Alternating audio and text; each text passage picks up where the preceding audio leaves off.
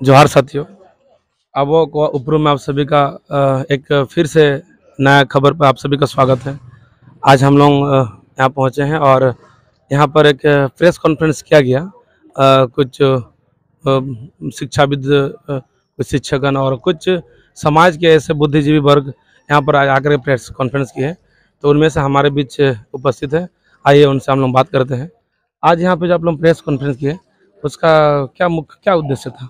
आज हम लोग प्रेस कॉन्फ्रेंस का आयोजन भी किया था और इस आयोजन के माध्यम से कल बैठक एचआरडी में होने वाला है, जो कोल्हान विश्वविद्यालय और उसके साथ उनके अंडर में जितने भी अंगीभूत कॉलेज संचालित हो रही है, उसमें जनजातीय और क्षेत्रीय भाषा का जो पढ़ाई हो रही है, उन भाषाओं में कॉलेजों में बंद किया जाने का प्रस्ताव कल पारित होगा। और रीजनल सेंटर खोलने का प्रस्ताव है, तो कहना यह है कि रीजनल सेंटर 1 या 2 जगह खोले जाएंगे। ये इतने दूर दराज 80-90 किलोमीटर से बच्चे जो पढ़ करके आएंगे, क्या उनके लिए संभव हो पाएगा? नहीं हो पाएगा।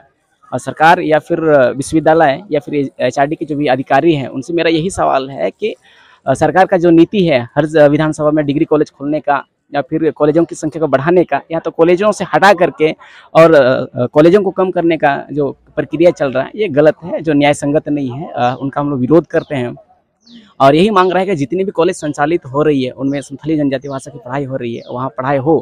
इसके साथ जहाँ नहीं हो रही है वहाँ पढ़ने का काम और वहाँ पोस्ट सेंक्शन करने का काम और शिक्षकों को बहाल करने का काम करें।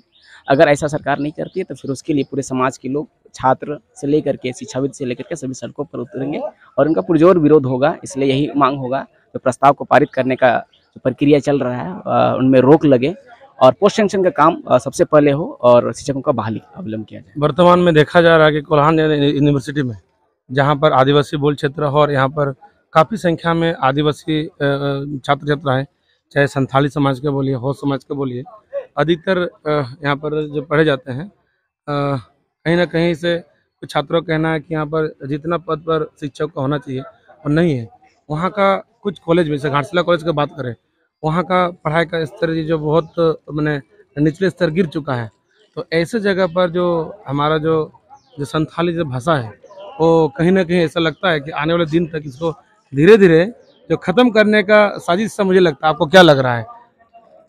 देखिए, इस विषय पर तो सिर्फ हम ही नहीं बल्कि बहुत सारे शिक्षाविद, बुद्धिजीवी, उन्होंने भी कहा है, अगर किसी जाति को अगर ख़त्म करने का हो या किसी लोगों को ख़त्म करने का हो तो सबसे पहले उनका भाषा को ख़त्म किया जाए। और यही प्रक्रिया चल भी रहा है, क्योंकि कोल्हान विश्वविद्यालय का गठन यही उद्देश्य के साथ हुआ था कि कोल्हान वासी जो लोग हैं, वहाँ के लोगों को प्रत्यक्ष रूप से इनका लाभ मिलना चाहिए। लेकिन देखा जाए यहाँ कोल्हान में जैसे हो जनजाति लोग हैं प्रमुख रूप से, और पूरी सिंहभूम में सरायकेला में अधिकतर देखा जाए तो संथाल ट्राइब जिनका जनसंख्या ज़्यादा है, और पूरी सिंहभूम, सरायकेला और चाईबासा को मिला करके कोल्हान विश्वविद्यालय बना। लेकिन उसमें से देखा जाए यहाँ का भाषा के उत्थान के लिए कोई भी काम नहीं हुआ।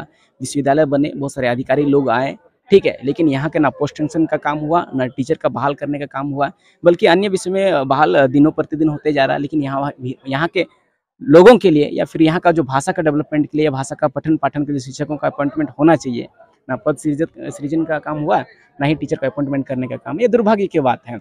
लेकिन यहाँ का जो है ना जनप्रतिनिधि, तो यहाँ का भी बोले पश्चिम सिंहभूम का भी, यहाँ पे पूर्वी सिंहभूम का भी, जितना अधिकतर हम लोग का यहाँ पर एसटी कोटा से है, लेकिन उन लोगों का कहना है कि नहीं, जनजाति में बहुत अच्छा काम हो रहा है।